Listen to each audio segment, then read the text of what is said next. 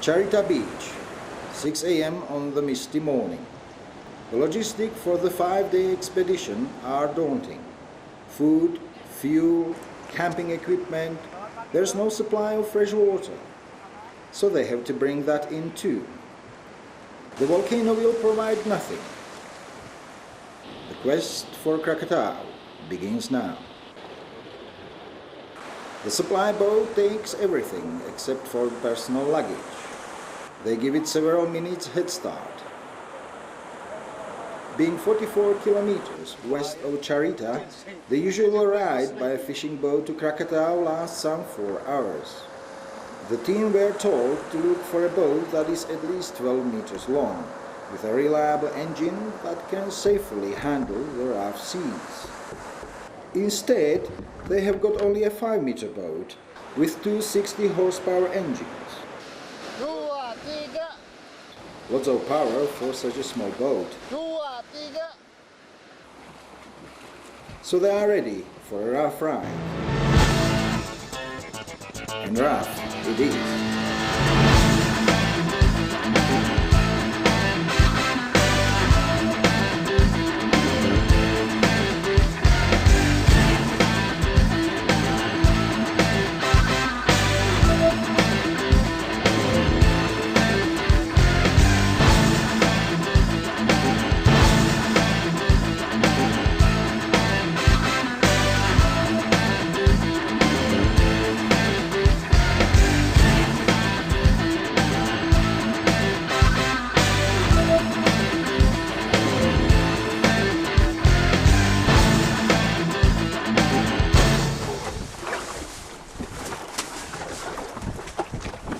We have to fill up the petrol. We're running out of petrol, sir.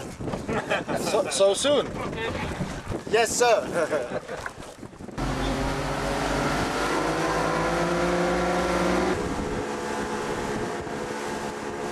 Half a time airborne, followed by hard landings, there is no time for seasickness. The engines scream their lungs out as the boat is jetting westward. The only task for the team now is to find a suitable camping ground.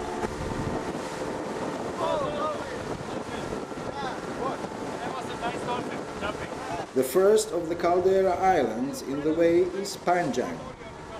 The camping ground on Panjang, however, would be a hell in paradise, as the island is permanently showered by ash due to the prevailing winds blowing from Anak Krakatau. Completely wet from the splashing water, the team arrives at Anak Krakatau in a surprising 1.5 hours, including the refueling stop at sea.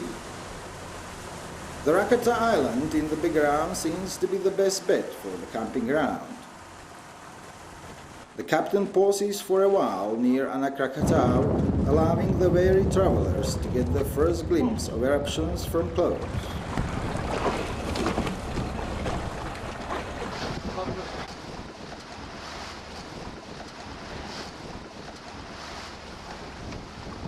Located on the Indian Ocean side of Sunda Strait, roughly halfway between Sumatra and Java, Krakatau is one of the most active volcanoes and the most dangerous in Indonesia.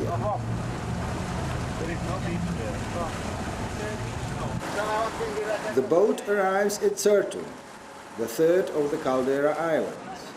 The steep pumice shores, however, do not permit landing, so the ideal camping here is abandoned.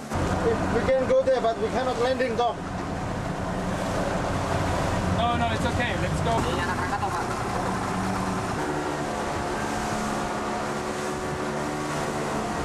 The next potential ground is on Anak Krakatau. It's however too dangerous for camping. Everybody knows it. But the curiosity killed the cat, so they decided to investigate. Gee, Ash.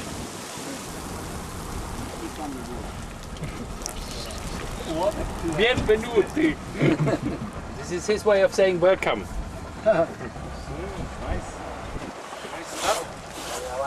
The boat lands on the northern face of the volcano, and the crew jumps out to put it on the shore. Remote Sebesi volcano makes a background to the landing site. The black sand beach is both the northernmost point of the volcano as well as a boundary of a small kipuka, an island of forest vegetation between the lava flows from the 1992 eruption.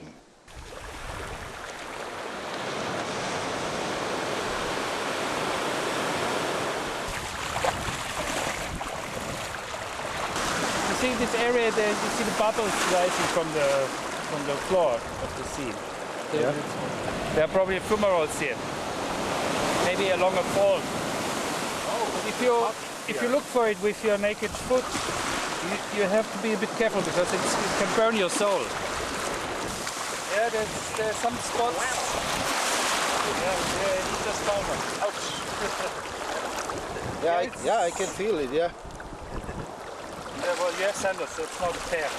No, but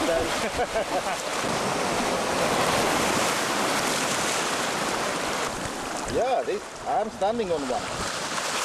Yeah, But with my sandals, yeah. without your sandals is the right way to do it. You don't get third-degree burns.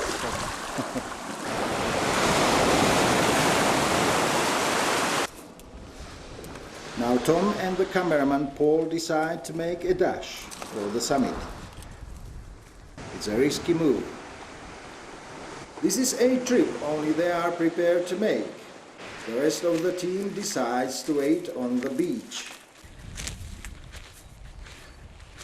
They make an easy hike through the forest of pine-like casuarinas. These are hardy colonizers of the Krakatau shoreline.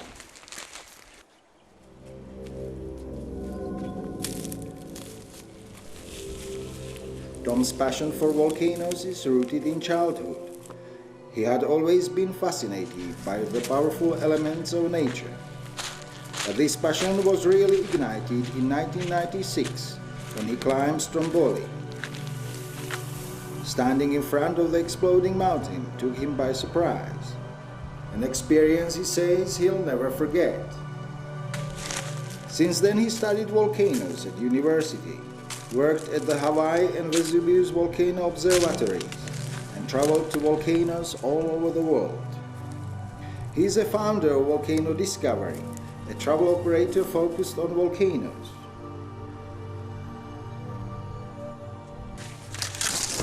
After about a 100-meter walk through the Kipuka forest, the vegetated slope abruptly changes to a lunar landscape covered by ash and scattered bombs. Only clumps of tough grass, called wild sugarcane, and hardy flowering plants survive the onslaught of the volcanic bombs here. Further up, there is no vegetation. This is a blast zone. This is a very dangerous place to be, and therefore they have to limit the time spent here to a maximum of 10 minutes or 3 explosions. The ground is hot and there is an awe-inspiring sensation waiting for a bang.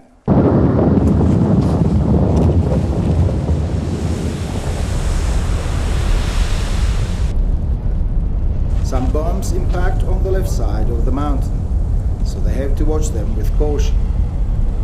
For Tom, this doesn't need to be a dangerous undertaking.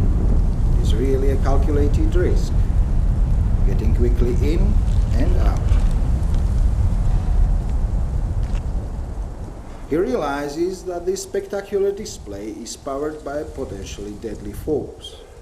Krakatau's magma is saturated with gases. When it gets exposed to atmospheric pressures, it explodes, throwing bombs of lava high above the crater. The ash cloud grows into an enormous proportion. It's a very uncomfortable situation. The eyes are stinging and burning from sharp ash particles. They stand only 300 meters below the summit. Bellissimo! For Tom and Paul, this is a religious experience to be in presence of these eruptions. On Earth, it is one of the few times that one can really see the power of God.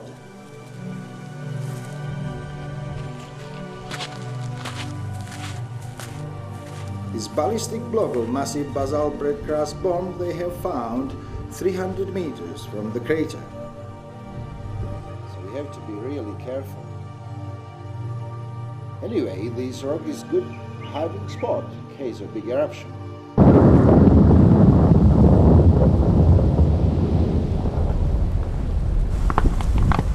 A shower of rocks is crashing down on the right side of the crater. In a minute, they'll be covered in ash. So they are right on the edge of it, and they are far from safe. But it's a real thrill, real adrenaline rush. It's a privileged seat for one of the greatest shows on Earth, but it is also one that gets too close to the stage. A big volcanic eruption can happen at any time. If that happens now, Tom and Paul would be incinerated.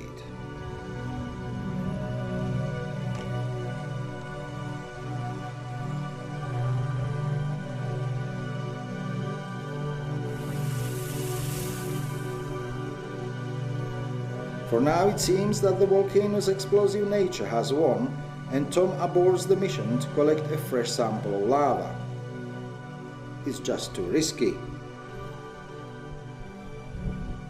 It's time to consider descending back to the beach.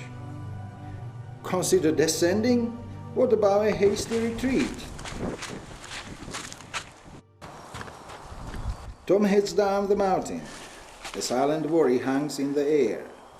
Will he make it to the beach before the next big one?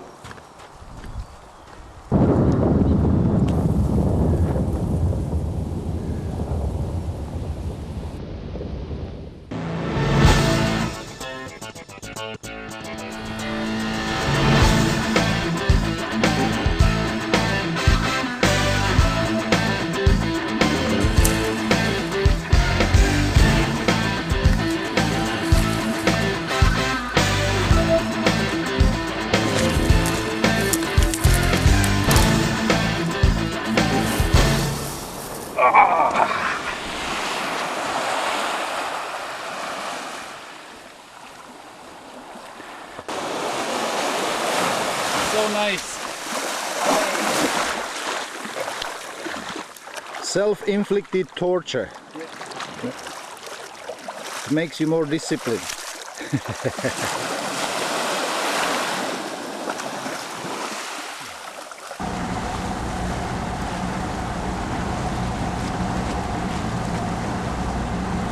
The crew turns the boat around Anak Krakatau, heading due south towards the island of Rakata, which is one of the 3 islands remaining from the original volcano after the violent formation of the sea-filled caldera. It is 2 kilometers distant from the erupting crater. When Anak began erupting 3 weeks ago, officials declared a no-go zone of about 3 kilometers. So they are still going to camp in the danger zone. The boat is being anchored in a quiet bay on the rainforested shores of the Rakata Island.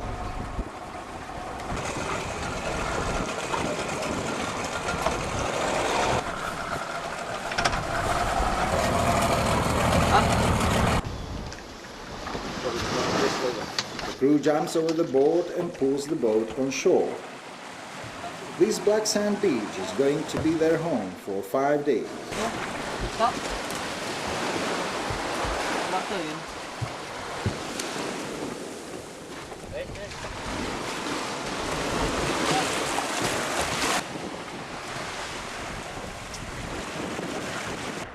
The crew faces the task of offloading all camping equipment and kitchen supplies, as the supply boat must return back to Java.